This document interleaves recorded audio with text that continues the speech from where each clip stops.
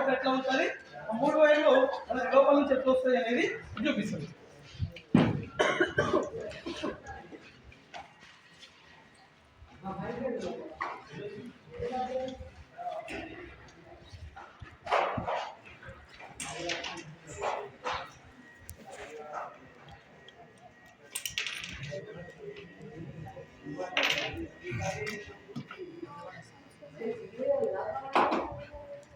మళ్ళీ మిమ్మల్ని ఒక్కొక్కరు బ్యాచ్ వైజ్ పిలిపించి చేపిస్తాం. మీరు ఏమో రియాకండి, ఫస్ట్ ఎందుకు తెలుసుకోండి.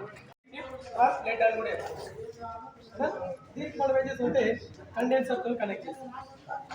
ఇక్కడ కండెన్సర్తో కనెక్ట్ చేస్తాం, కానీ ఇక్కడ మేజర్గా మనం తెలుసుకోవాల్సి ఉంటే ఫస్ట్ ఇక్కడ కండెన్సర్ దగ్గర కనెక్షన్ తెప్పిస్తాము అనేది తెలుసుకోవాలి. ఎందుకంటే మనం వచ్చేటటువంటి కనెక్షన్ ఏదైతే ఉందో only 2 connections phase and neutral. ఇలా ఎస్సీని ఇవ్వగలం, మనం ఎర్త్ గురించి చెప్పుకుంటాం. ఇలా ఎర్త్ ఫేజ్ న్యూట్రల్ ఇస్తాం. ఇక్కడ ఇచ్చేటటువంటి ఫేజ్ న్యూట్రల్ ని 2 కనెక్షన్స్ ఉంటాయి.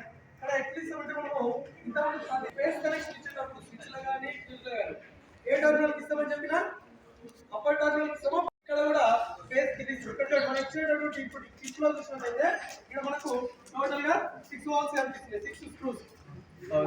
ఇక్కడ కనిపించడం 6 ఉంటాయి, కానీ ఇందులో ఉండేటటువంటి స్క్రూస్ వచ్చేసి ఓన్లీ 5.